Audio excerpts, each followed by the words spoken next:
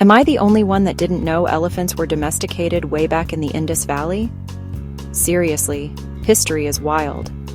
Over 4,000 years ago, Indus Valley folks were busy crafting adorable elephant figurines. But these weren't just toys. Historians think they show how elephants were tamed, used for work, maybe even rituals. Imagine living in a city where elephants are part of everyday life. These tiny statues? They're a big clue that humans and animals go way, way back. Next time you see an elephant, remember, our bond goes deeper than you think.